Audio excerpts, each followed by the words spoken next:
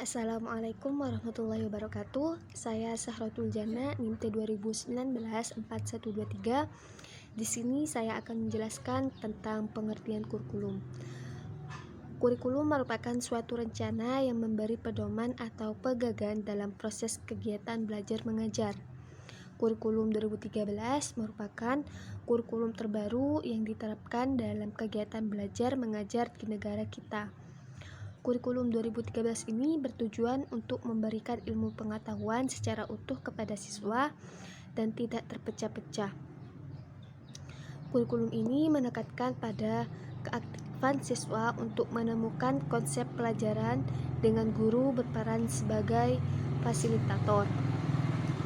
Tujuan dari pengembangan kurikulum 2013 ini yaitu sebagaimana telah dirumuskan dalam Undang-Undang Nomor 20 Tahun 2003 adalah untuk berkembangnya potensi peserta didik agar menjadi manusia yang beriman dan bertakwa kepada Tuhan Yang Maha Esa, berakhlak mulia, sehat, berilmu, cakap, kreatif, mandiri, dan menjadi warga negara yang demokratis secara bertanggung jawab. Secara singkatnya, undang-undang tersebut berharap pendidikan dapat membuat peserta didik menjadi kompeten dalam bidangnya, di mana kompeten tersebut sejalan dengan tujuan pendidikan nasional yang telah disampaikan di atas, yaitu harus mencakup kompetensi dalam ranah sikap, pengetahuan, dan keterampilan. Kurikulum 2013 ini dirancang dengan tujuan untuk mempersiapkan insan Indonesia supaya memiliki kemampuan yang hidup sebagai pribadi dan kewarganegaraan yang beriman, produktif, kreatif, inovatif, dan afektif, serta mampu mengkontribusi pada kehidupan masyarakat, berbangsa, bernegara, dan peradaban dunia. Kurikulum adalah instrumen pendidikan untuk dapat membawa insan Indonesia memiliki kompetensi sikap, pengetahuan, dan keterampilan sehingga dapat menjadi pribadi dan warga negara yang produktif, kreatif, inovatif, dan afektif. Karakteristik kurikulum 2013 itu yaitu 1. Isi atau konten kurikulum yaitu kompetensi dinyatakan dalam bentuk kompetensi inti atau KI, kelas dan dirinci lebih lanjut dalam kompetensi dasar KD mata pelajaran.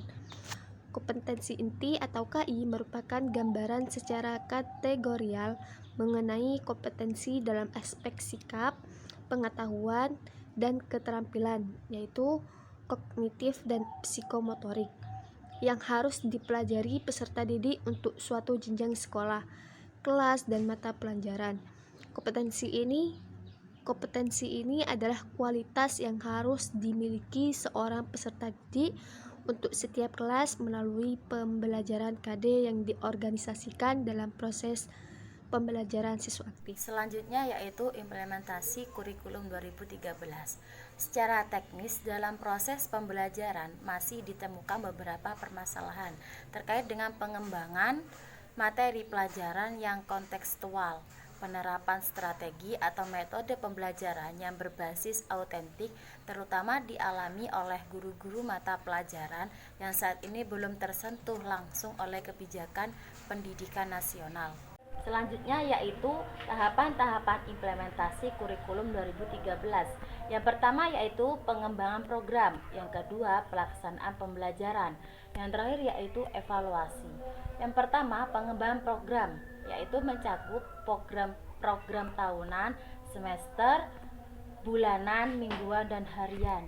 Selain itu ada juga program bimbingan dan konseling atau program remedikal.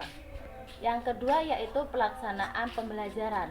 Pada hakikatnya pembelajaran adalah proses interaksi antara siswa dengan lingkungan sehingga terjadi perubahan pelaksanaan mengarah yang lebih baik. Yang terakhir yaitu evaluasi.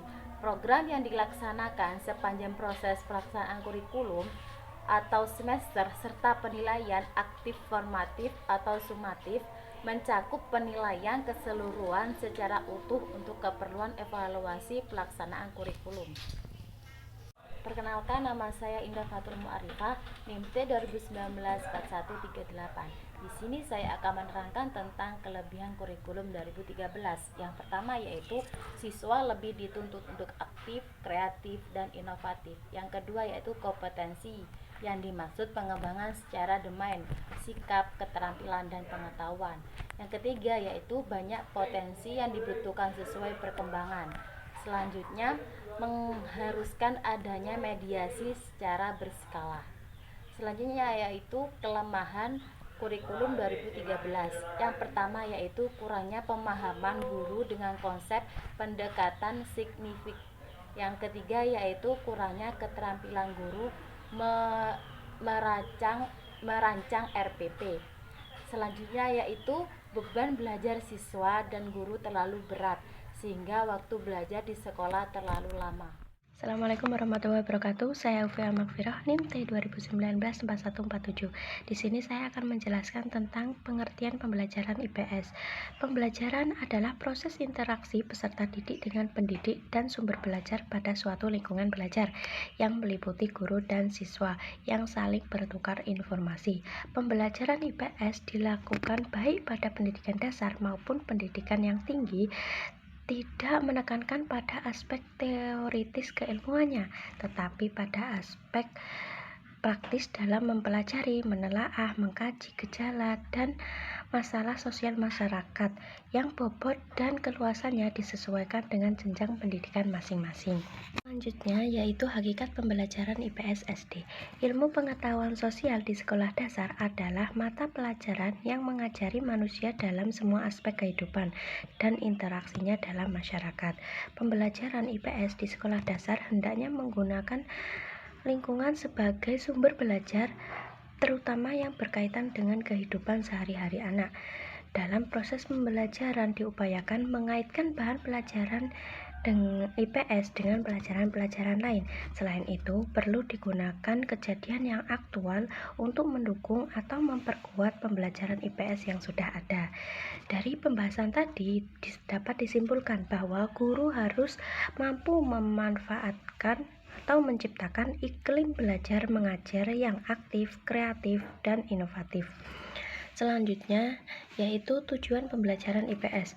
Tujuannya adalah perilaku hasil belajar yang diharapkan terjadi, dimiliki, atau dikuasai oleh peserta didik setelah mengikuti pembelajaran IPS. Demikian dari saya, kurang lebihnya mohon maaf. Wassalamualaikum warahmatullahi wabarakatuh.